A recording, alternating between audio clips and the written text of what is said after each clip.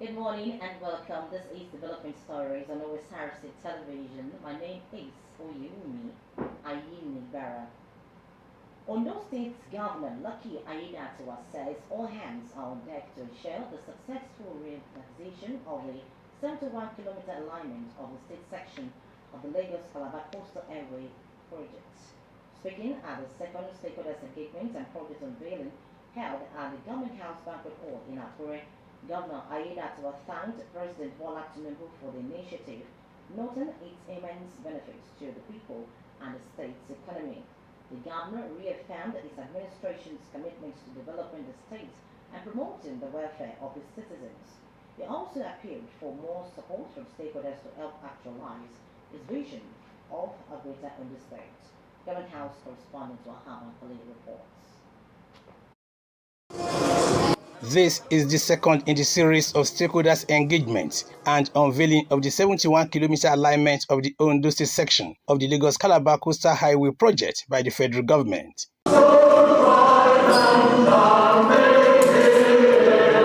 The meeting, held at the Government House Banquet Hall in Akure, brought together key stakeholders, including members of the federal and state executive councils, traditional rulers, and community leaders. Minister of Works, Senator David Umahi, restated President Bola Tinubu's commitment to opening up new roads and completing existing ones across the country, with focus on promoting economic growth and development. He assured that all regions of the country will benefit from the Lagos-Calabar Coastal Highway project.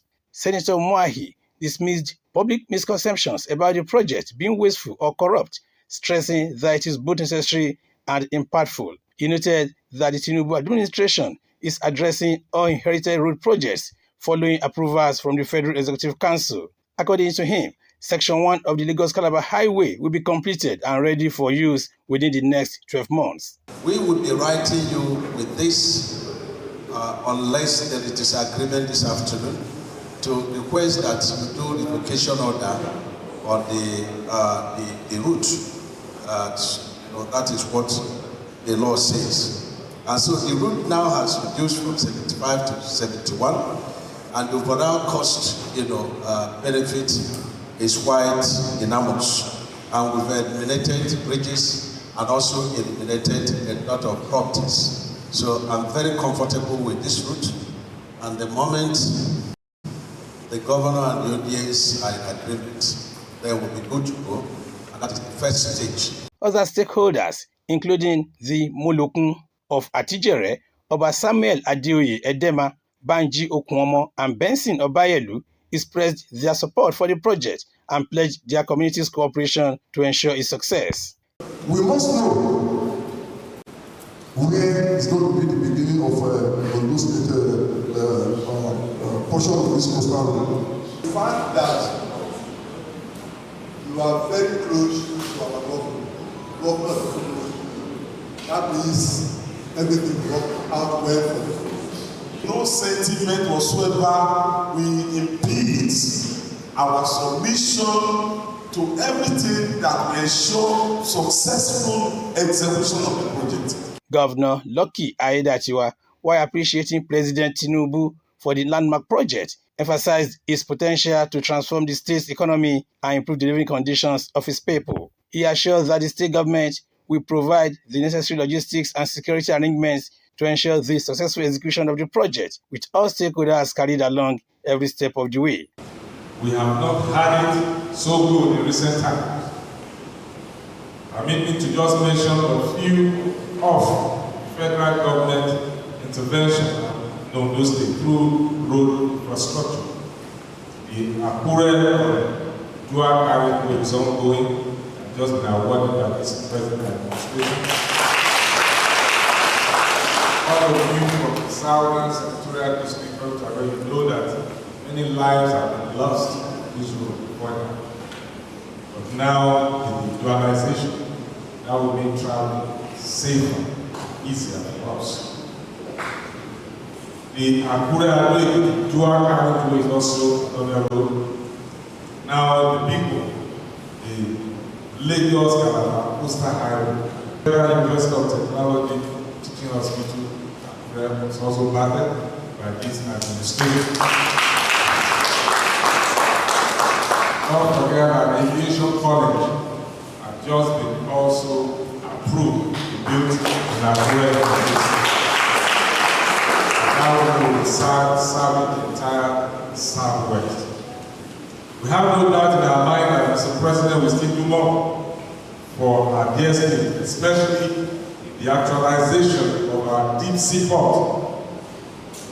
Deep sea port, which requires an amendment, and very soon I believe that will be done, and then the investors can move in for the actual building of the deep sea port. The governor described the Lagos-Calabar Coastal Highway project as a shining example of collaborative governance between the federal and state governments aimed at fostering national development and improving the quality of life for Nigerians. There is a road that also being envisioned right now from Gola to Ayoto, with this coastal highway passing through the same corridor, and that road will just be about 6.5 kilometers. I'm sure by the time the actual construction of this coastal highway will flag off and ongoing, I'm sure the Honorable Minister, myself, by the time we talk to Mr. President, that spot will be constructed along that line, apart from shoreline, Ayoto Road, shoreline protection. Governor Aiyedatiwa said the project underscores President Tinubu's determination to drive inclusive growth and development across the nation, with Ondo State standing to gain significantly. Wahab Bankole, Osrc News. The Lagos state government has vowed to enforce a strict no-truck policy across the state, following a devastating gas truck explosion that occurred under the Otedola Bridge. The Commissioner for Transportation, Oluwaseun Osiyemi, stated this after he led a team from the ministry to the accident scene to assess the situation. Osiyemi noted that the truck had violated Lagos state law by ignoring a no-truck allowed sign on the road, stressing that the Ministry of Transportation would enforce the policy to prevent similar accidents. The Commissioner attributed the cause of the accidents to poor truck maintenance, citing the failure of truck owners to properly inspect and maintain their vehicles. This, he noted, has led to a surge in accidents involving trucks on Lagos roads. To address this issue, he hinted that the state government is working with the Federal Safety Corps, (FRSC) to inspect trucks and ensure they are roadworthy.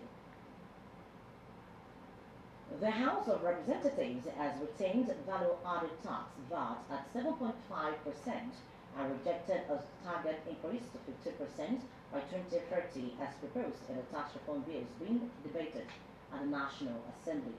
The House also rejected the proposed reintroduction of inheritance tax under the guise of taxation of family income. Meanwhile, the Nigerian Chamber of Commerce, Industry, Mines and Agriculture, Nasima, said it would await details of what was approved before making any comment. On its part, the Movement for Socialist Alternative (MSA), a member of the Joint Action Front (JAF), the umbrella body of pro-people civil society organization CSO, urged Nigerians not yet. Submitting the reports during plenary in Abuja yesterday, the chairman of the House Committee on Finance, Mr. James Faliki, said the reports represents an extensive review of the bills carried out by the committee with careful consideration of public inputs. The National Arch Commission of Nigeria has appointed Max Air as the designated airline for airlifting Jigawa State pilgrims to Saudi Arabia for the 2025 Hajj. This decision was confirmed by the Director General of the Jigawa State Pilgrims Welfare Board, Ahmed Labo, and a statement in Dutse is still captured through the Public Relations Officer of the board,